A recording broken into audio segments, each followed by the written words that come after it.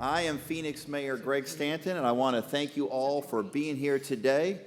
Welcome to the college football capital of the world, right here in Phoenix. We've had a great run these last few days with an awesome Fiesta Bowl, an awesome Cactus Bowl in the heart of the city. And now, of course, we're preparing to host the biggest college football game that exists. At this time last year, our city, Phoenix, and our region were in full preparation for Super Bowl 49, an event that attracted tens of thousands of people to our downtown, brought national and global spotlight, and brought hundreds of millions of dollars to our local economy. And now, with the college football playoff set, and we've got two awesome teams with spectacular fans coming to our city. Congratulations, Alabama Crimson Tide and Clemson Tigers. Phoenix is once again looking forward for a major spotlight.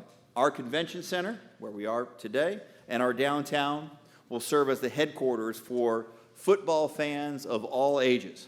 The championship campus, hosted by Ak-Chin Indian Community, will be the epicenter for a whirlwind of fun, festive, and free experiences leading up to the big game. Our experience is going to serve us well. We are ready. Phoenix has shown that we can welcome the world like no other city, and that our hospitality and preparation for large-scale events is unmatched. So today, our friends in the media will be able to hear and ask about all aspects of our preparations, from the top-notch entertainers and the hands-on game and experiences the fans will have at Playoff Fan Central, to our transit, traffic, and security operations. And together with my City Council colleagues, including Kate Gallego and Councilman Jim Waring, who is here today. Thanks, Councilman Waring, for being here. We have brought together executives and experts from the College Football Playoff, the Arizona Organizing Committee, Downtown Phoenix, Inc., Valley Metro, and of course our own Phoenix Police Department, Fire Department, Public Works, Streets, Transit, Community Economic Development, and our Convention Center. We're a team putting on this great event, and we're operating well as a team. So let's get started. I'm pleased to introduce the team behind me, the reason we are here today. First, let me introduce, and he's going to say a few words in just a moment, is Bill Hancock. Bill is the Executive Director with the College Football Playoff, and we are very grateful that they selected the Phoenix area for the game this weekend, and we're going to put on one heck of a show. Bill, the floor is yours.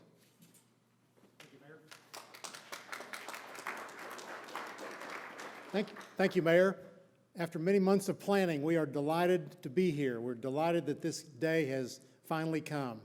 I want to congratulate the Mayor and his team for having done a great job of preparation, and all that preparation will be reflected in what will be an awesome weekend for the Valley. People ask me why the College Football Playoff selected the Valley for the second championship game. There's several reasons for that. The infrastructure. You all have everything. You have the hotels, you have a wonderful stadium, you have a great airport, you have a great ground transportation system. There's also the people. Brad Wright behind me has put together a wonderful team of individuals, talented, creative, smart individuals to make all this happen.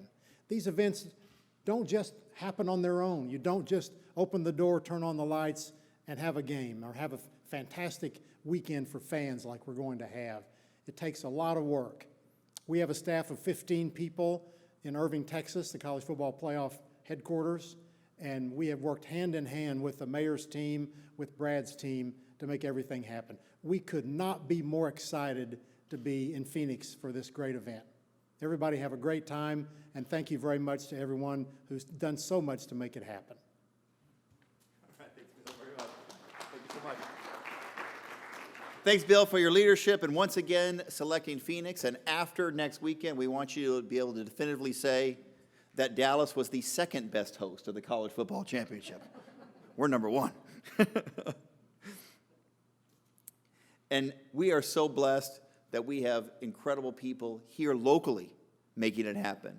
An Arizona Organizing Committee made up of incredible volunteers that have rolled up their sleeves, and they have made this happen. I mentioned we hosted the Super Bowl last year, which probably made the work of the Arizona Organizing Committee even a little bit harder to be able to go to sponsors and ask for help and support a second year in a row. But you know what?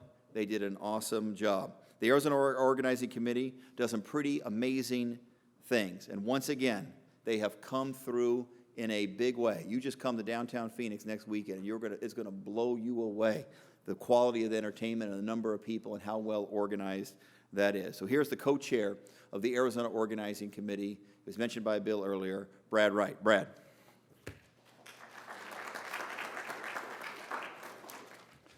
Thank you, Mayor. Thanks all of you for being here. And on behalf of the Arizona Organizing Committee, our board members, our staff, many of whom are here, we are excited the game's finally here, let me tell you. It's going to be a fantastic game weekend for all of us. We know that the teams now, which teams are headed to Arizona, Alabama and Clemson. And one of the neat things about those two teams is neither one of their fan bases have much recent experience with their teams out here. So it's an opportunity for us to reintroduce or even introduce the Valley, the state, and the city of Phoenix to Alabama and Clemson, and why this is a great place to live, to work, to operate your business. So that's a real exciting opportunity for us. Hosting the College Football Playoff National Championship is a big job, and it brings a significant amount of attention to our state. You know, we are a world-class destination. We host world-class events. We do that really well, and we're excited. As an organizing committee, we view this as we're the caretakers of this big event, and we need to do a really good job and hand it off to the folks that are going to run the next one, thinking about this 3-year window of opportunity with the Super Bowl and Pro Bowl last year, our game this year, the Champ Game, and the Fiesta Bowl next year. All of you in this room, many of you are dedicated to making these great events that reflect well on this state, and that's part of our job as an organizing committee. As a host committee, part of our job is to make sure that we drive the economic impact that comes from these games. You know, the Super Bowl generated almost $720 million in economic impact. The last 4 BCS championship games under the old format generated a total of about $646.2 million in economic impact. Now that this is a 4-day celebration of college football, we expect the economic impact for this state to be great. But we also look at the long-term economic development that comes from these games. And we've partnered with the Governor's Office, the Commerce Authority, to bring CEOs, 25 or more CEOs from targeted employers, targeted companies around the country to Phoenix, to this state, to show them again why this is the place to live, to work, to operate your business, and to invest in your company to create jobs. So that's the win for us from hosting these big games. I want to take a moment to thank the city of Phoenix for having us here today, for serving as the site of the championship campus hosted by Ak-Chin Indian Community. The city and their staff have been fantastic partners. They've been great to work with, and we're thrilled to kick off finally on Friday the championship campus and all the great things that are a part of that. Playoff Playlist Live with the talent that'll be on stage and all the other events that are around this. And we would not be able, as the mayor said and as Mr. Hancock said, we would not be able to host these events without the entire community coming together. The community came together to help invest in this game, to provide the volunteers and the people that we need to make this successful. So hearty thanks for all that. In just a few minutes, we'll provide you details of the events and activities taking place over the next several days, as well as providing you some valuable know-as-you-go information. So thanks all of you again for being here today. We're proud to host the 2016 College Football Playoff National Championship, and we look forward to a successful 4-day experience here in Arizona. With that, I'll turn it back over to the mayor. Thank you very much. All right, thank you, Brad. And now I'm going to turn our attention to the women and men on our panel to my right. They have valuable information for you, viewers, listeners, and readers about how to have fun, how to get to the fun in downtown Phoenix, and of course, how to stay safe. In order from right to left, we have Stephanie Jarvis, who is the Vice President and Chief Operating Officer for the Arizona Organizing Committee. Next to her is John Chan, Director of the Phoenix Convention Center. Next to him is Kevin Kalkbrenner, Director of the City of Phoenix Office of Homeland Security and Emergency Management. And next to Kevin, do we have Sam Jackson, who is with Sam Jackson, Director of Operations for Downtown Phoenix Inc. Thank you, Sam, for being here as well. We're going to hear from each of our panelists. Then I'm going to introduce some other experts who are here, and then I'm going to turn over to media for any questions you may have as we get ready for the big game. Let's start with Stephanie. Thank you, Mayor Stanton. We're so excited that this has finally come. It's been a lot of planning, and we're ready to start executing.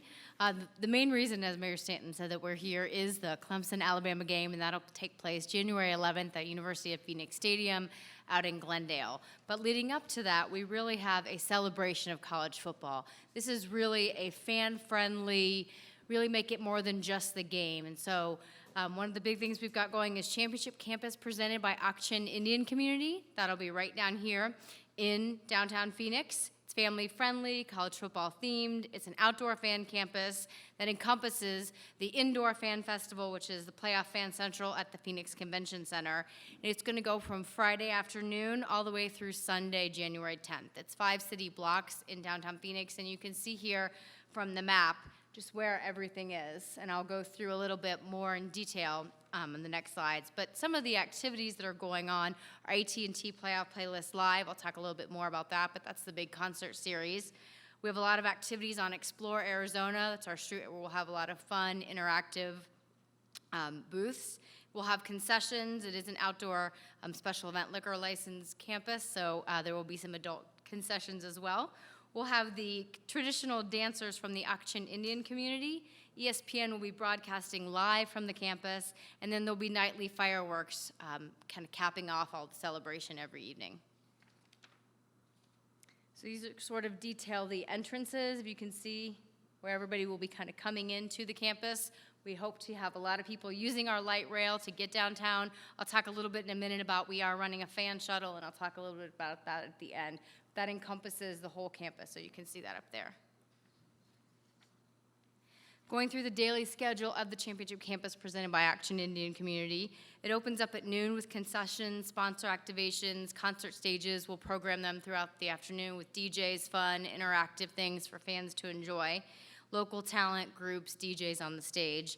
And then at 4:30, it really turns into AT&T Playoff Playlist Live, and that is the concert series, and I'll talk a little bit more in a minute. At 9 o'clock will be the nightly fireworks, and then at 9:05, we'll start the ESPN live broadcast of SportsCenter, which should be really fun. We're hoping a lot of fans will stay and get their opportunity to be seen live on ESPN.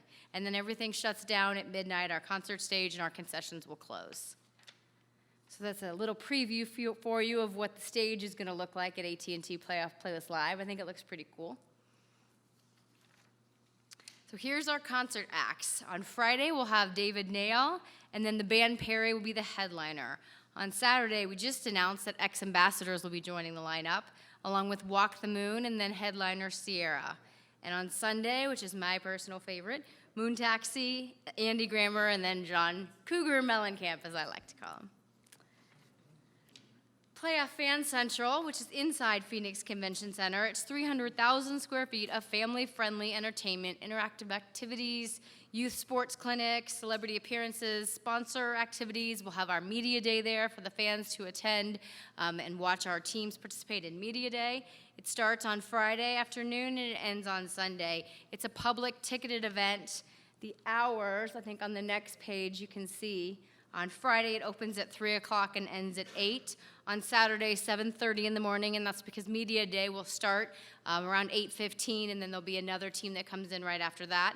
It goes till 8 p.m., and then on Sunday, it's from noon to 8 p.m. The ticket prices, as you can see, are $12 for adults. Children, military, and students are $7, and you can get those online. You can visit azchampgame.org for information about all of that.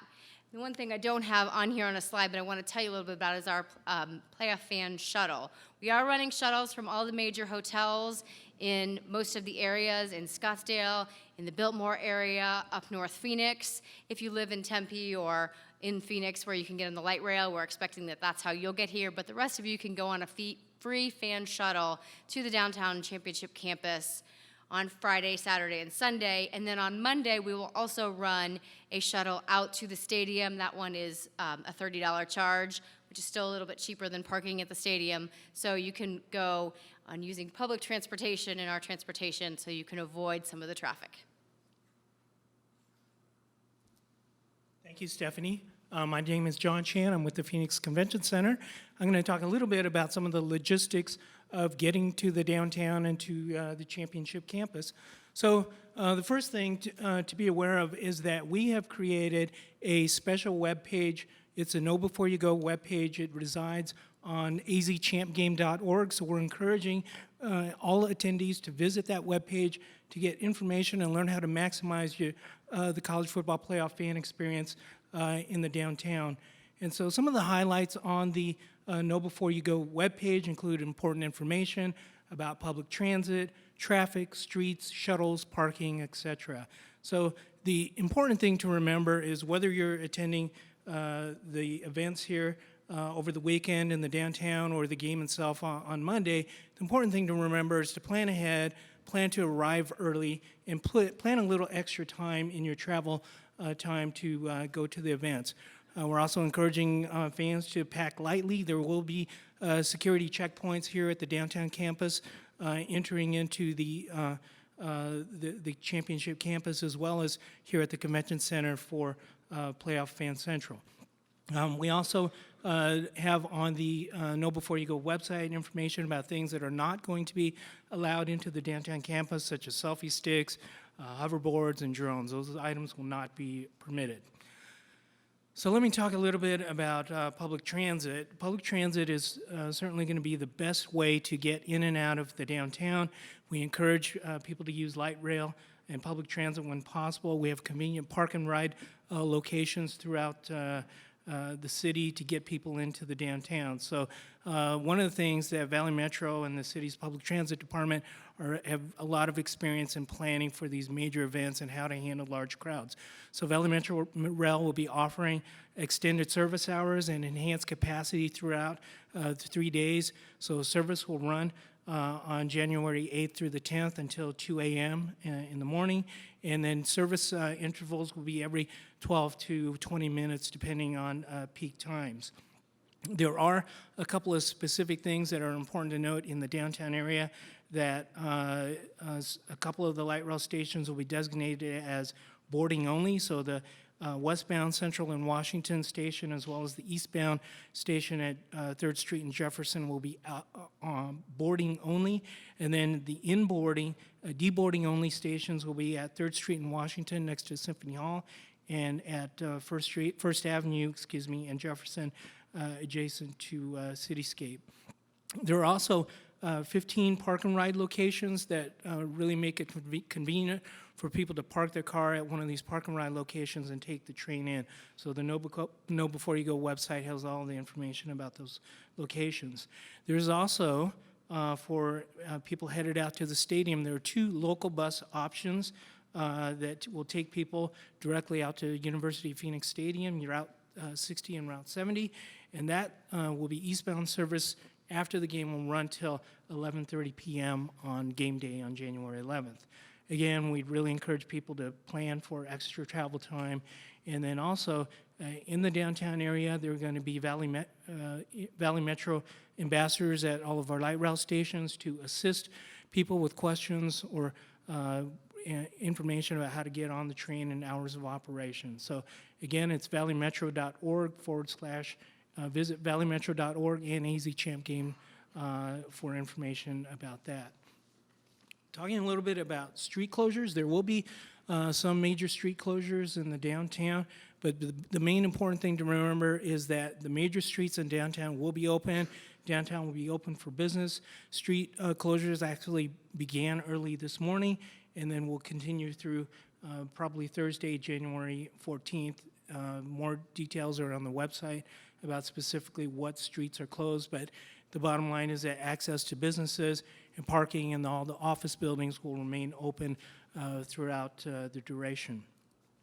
In terms of driving and getting to the downtown, if you plan to drive, we recommended, there on the website, there's some recommended routes to get in and out of the downtown the best way.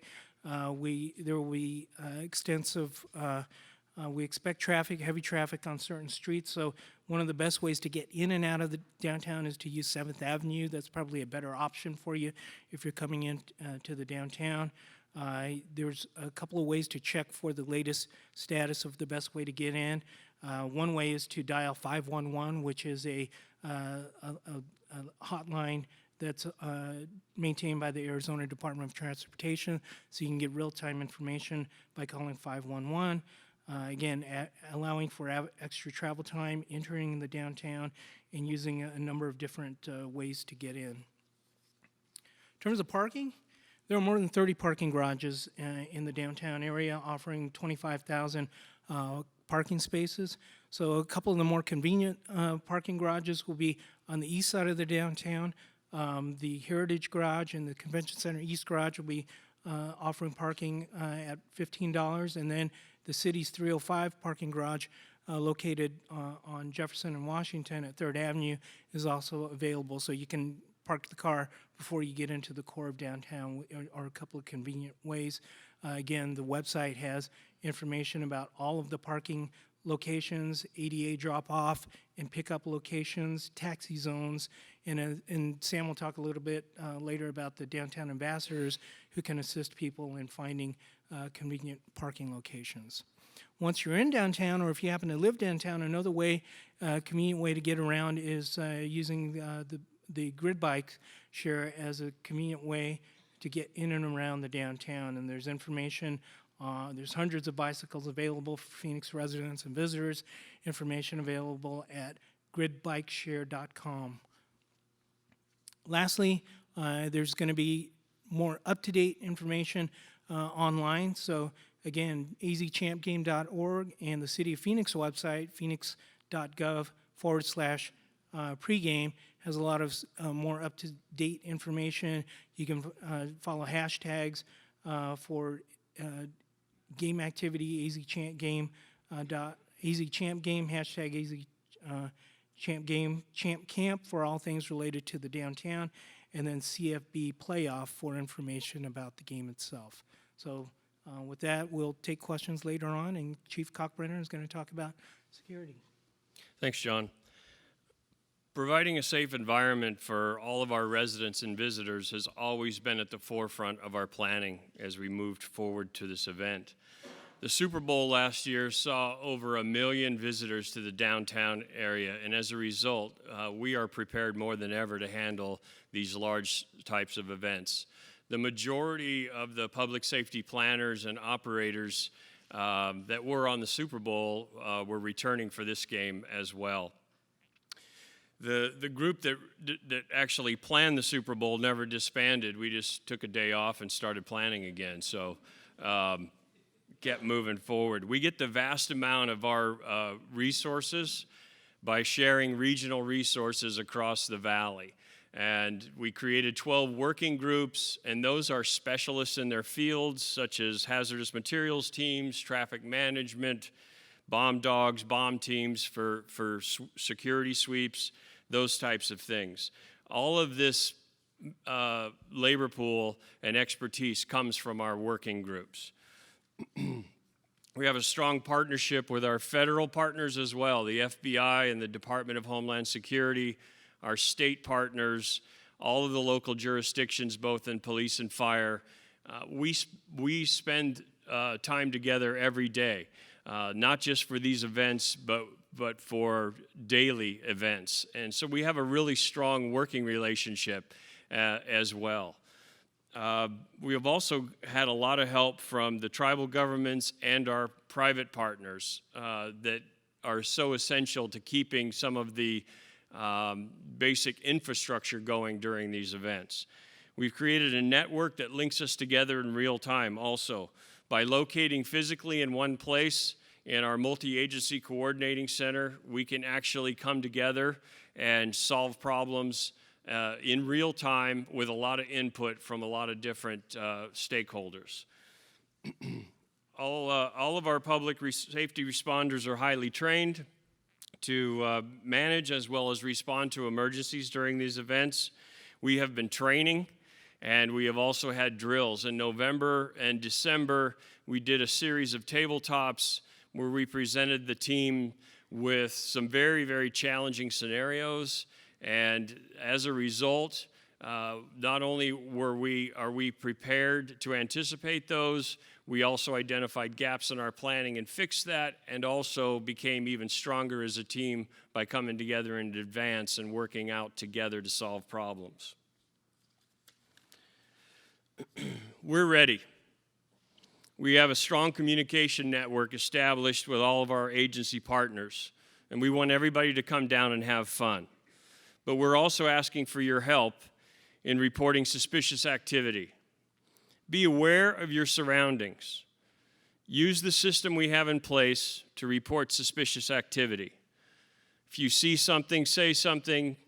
As you can see on the slide, azactic.gov is the website for the Arizona Counterterrorism Center, and 1-877-2-SAVE-ARIZONA is also a number where all the information is routed through a central location and disseminated across the valley for immediate situational awareness. So together we're going to have a great time and look forward to this weekend. Fantastic. Thank you, Kevin. I appreciate it. Samantha Jackson, Downtown Phoenix, Inc., and I am here to tell you that downtown is ready. We have been a part of this planning process pretty much since we had that day off in January. And one of the things that I want to make sure everybody remembers is that one of the best resources we have in downtown is our ambassador team. They are incredibly easy to get a hold of, and that will show up on the next slide here. But we want you to get a hold of our ambassadors to find out the latest information on transportation. Where is the parking in downtown? We will be doing parking lot checks throughout the weekend, so we'll have a great idea about which garages or which surface lots are available for parking. We have great information about college football playoff, but there's also a lot of wonderful events already going on in downtown, and we anticipate that those events will be busy as well. And just like I said, to get a hold of our ambassadors, it's incredibly easy. We will be staffing almost round the clock. You can reach them at that phone number that's listed there. We also have a live chat that we can run through our website at dtphx.org. Or if you're just walking around downtown, you can find them just walking around the streets of downtown in their orange shirts that say, "Ask Me" on the back. You know, I always tell people we've worked for 25 years to have a really happening downtown, and the best way to find out about what's going on is to visit our website. We work on a really great weekly What's Happening guide, and that's just been updated today and has a special piece in there that is covering all of the college football events that are happening this weekend.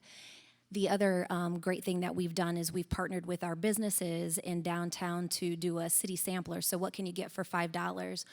If the food scene is kind of something that you're into, we're hoping that you'll take advantage of this. A lot of the restaurants are offering a small bite and a drink as a sample of the food scene here in Phoenix. The other things that are happening in downtown, we got a Suns game on Friday night. The Symphony is running shows throughout the weekend. Joe McHale is at Stand Up Live. Crescent Ballroom is offering a Four Peaks beer extravaganza on Saturday and Sunday. There are shows throughout the weekend at the Herberger Theater, and including a really interesting interactive art display that's happening in the front part of the theater.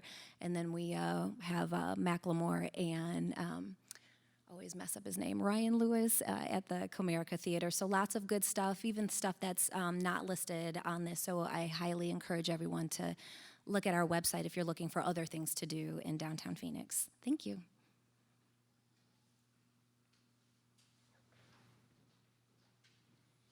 Thank you to our panelists, and they'll be available for questions in just a moment. But before we do, I am lucky to have a great colleague on the City Council, and most of the Phoenix-based college football championship activities will be in her district. So next to the podium is Councilwoman Kate Gallego.